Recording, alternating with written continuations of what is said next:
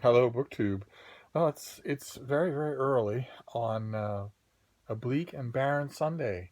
For those of you who are new to this channel, that's the day of the week when there is no mail, when Steve doesn't get books in a slot through the front door, and has to make do with other things. And the way I usually console myself is with a tag, and of course the whole rest of the day, once the sun comes up, is all going to be a bleak and barren Sunday. So I might as well get it done early. Uh, I think that I might have plans for a part of the day to go out and about in a car. So the day might have its consolations, but they won't be book related. Uh, I don't think, anyway. I have a way of making non bookish days book related anyway, so we'll see. But in the meantime, I thought I would do a book related tag, and I found one. I was tagged by BiblioAtlas, a channel that was new to me. I was one of those times where you find the tag and the channel at the same time. And she created the tag. It's original to her. It's called the Book-Hoarding Tag. Uh, it's probably appropriate for a lot of people on BookTube, but of course, she had to start the video with a nervous disclaimer, a quasi-legal nervous disclaimer about how, yes, she's aware that hoarding and also book hoarding are legitimate mental problems, and there are psychological factors involved, and here's a link to the Mayo Clinic, and et cetera, et cetera. And, I'm sure that was done on her part, uh, at least in part, for intellectual generosity and for compassion, but there was also a part of it that was done with a nervous glance towards that crowd of grim, tight-voiced people who are waiting just off stage in all of our lives at all times now. Completely humorless, tight-voiced people who are ready to pounce on you. Of course, book hoarding has existed as a thing in the common colloquial sense of, oh my God, I have too many books, I have some sort of problem, far longer than it has ever been diagnosed as a psychological problem. And it's a shame, I think, that we have to put such a disclaimer ahead of it when we all know what we're talking about, and don't, of course, mean any disrespect to people. But it was interesting in a way. Of course, I'm omnivorously curious, so I clicked on the link that she provided to the Mayo Clinic because I have actually known hoarders in my life, actual hoarders, not what we all do, where you've got far too many books and they're on stacks on the floor and that sort of thing, but people who don't actually have any control over that compulsion in their brains, and whose apartments reflect it. Their apartments are landscapes of another world. It's only once you walk into such an apartment and see it, and actually take in the fact that people live there every day, that you realize that there's a yawning universe of difference between genuine biomedical hoarding and not being able to pass up a book sale. So it's the second kind. It's the more lenient kind that we're talking about in this tag, which is I think it's 7 questions. They're all really good. I had a fun time thinking about them all, and fun has been in short supply the last few days. So I'm very grateful to BiblioAtlas. And I thought it would just get right to them with question number 1: a book you should get rid of but don't, and why. Uh, and I'm proud to report that in the last 5 years, I have eliminated this problem to a large extent. Used to be that I had a lot of books that I should get rid of because I had a lot of books that I kept for the wrong reasons. The list of acceptable reasons why I would keep a book was enormously long. And the key to taking control of this whole process is to shorten that list until there's virtually nothing left on it. For instance, the fact that you liked a book is not reason to keep it. The fact that you once, in my line of work, the fact that you once reviewed a book is not reason to keep it. The fact that you have the hardcover is not reason to keep the hardcover if you have the paperback, if you prefer the paperback. And the fact that you have both means you have one copy too many. The fact that you might want to give the book to somebody down the line, some unknown somebody that you haven't designated, is not a reason to have it. and so on and so forth. So a book that you should get rid of but don't, there is always a pile of such books here at Hyde Cottage, but it's a small pile. It's manageable. It's usually the books from the previous month that I wanted to get around to but didn't, or got around to but I'm not exactly sure what I think about them and whatnot, that sort of thing. And that pile is, it's in a discrete place, it's on the floor, it's not in the way, and it's constantly fluctuating. It goes up, but then it goes down as I bring those books to charity shops to give away, or to the Brattle, to exchange for credit, that sort of thing. And just as I've said on this channel before, the key is to control not only your intake of books, but to keep them moving. It is a cycle. But let's see here. Question number 2, compulsive collecting. What books or editions do you covet? Things like signed first editions or that sort of thing. And for me, thank God, the answer is none. I don't care about books as physical objects. So, like for instance, the Brattle Bookshop here in Boston, a used bookstore that I absolutely love, has the sale carts that are outside, $1, $3, and $5. And then on the inside, the store has the first floor, which is fiction, science fiction, art, that sort of thing. The second floor, which is lots of nonfiction, Shakespeare, classics, history. And then the third floor, which is antique and collectible books. And in 50 years of going to the Brattle, I have almost never visited the third floor. I think I've been up there probably less than half a dozen times, because I don't care about that sort of thing at all. I wouldn't dream, the Boston Antiquarian Book Fair, all those sorts of book fairs, wouldn't dream of going to. No reason to go at all. So none is the answer to this question. Question number 3, safety among clutter.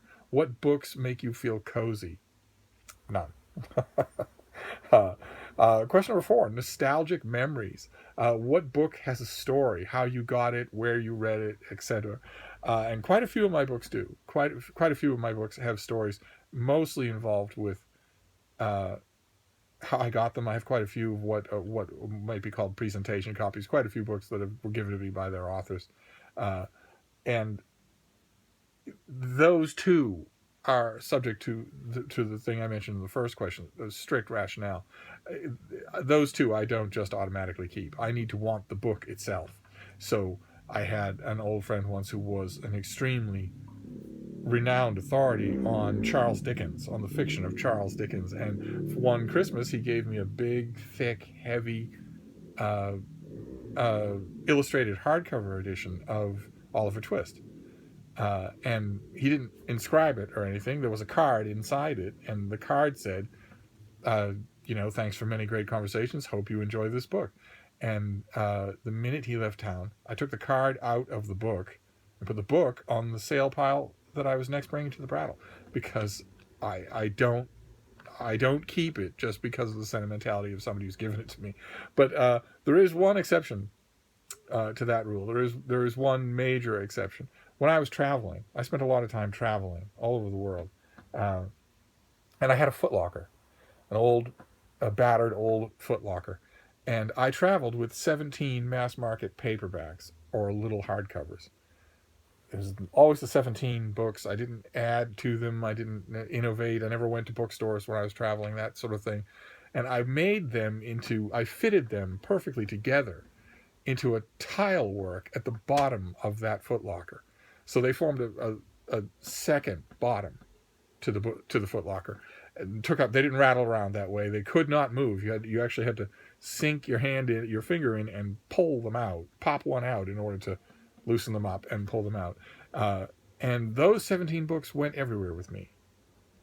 They were my library. They were the reading that I did. And the only time that I ever replaced any one of them was if it was physically gone.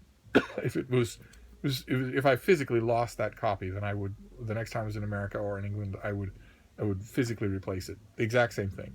But that rarely happened. And those books, the survivors of that footlocker, I do actually have. I keep them. They're kind of honored. I wouldn't get rid of them.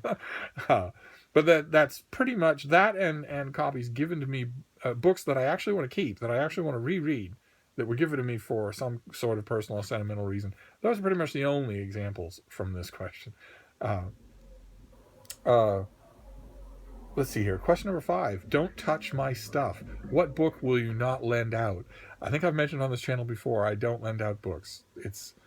It's just a hard and fast rule. If somebody comes to my library and they see a book they want, then they're either going to hear from me, sorry, I want it too, and it's mine, or they're going to hear, take it. Just take it. I'm because lent books are never returned. The odds are so astronomically. Every once in a great while, you will hear someone say, "Yeah, I lent that book to someone, and I got it right back," or "I got it back eventually, but in fine condition." Every once in a great while, you will hear a story like that, but most of the time, 98% of the time, it's a horror story, and it certainly was that for me almost 100% of the time. So I don't do it anymore. I don't lend books, so I never have that problem. If somebody wants a book of mine, I'll try and get it for them. I'll buy a copy for them, that sort of thing. I'm happy to do that. But my own books, what's the point? If it's not going to work out, what's the point? Question number 6: procrastination, anxiety, quirky personality. What book is so delicious that you've canceled plans to read in order to read it?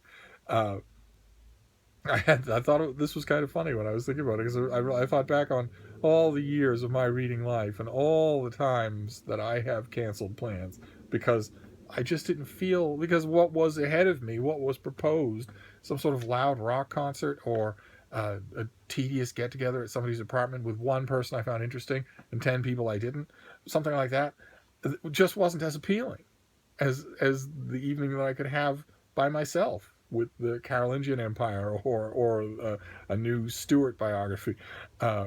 And I chuckled a little extra because in my own life now, especially in the last few years, since I've turned my life over completely to book reviewing,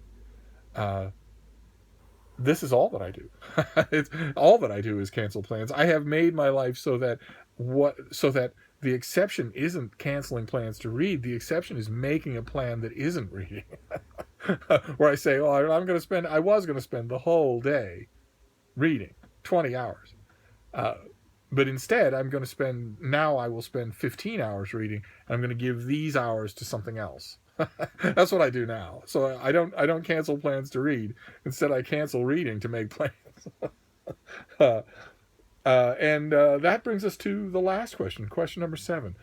Impulsive buying. What book did you buy completely on a whim? It's never happened to me. I've never done it. I think it's insane. For the many, many years of my life where I had very little money and would go into retail bookstores either because I worked there so I couldn't avoid it, or just because I liked visiting them, I would see endless numbers of new books that I wanted. And I bought some of them, but the process of getting myself to that purchase was incredibly labyrinthine.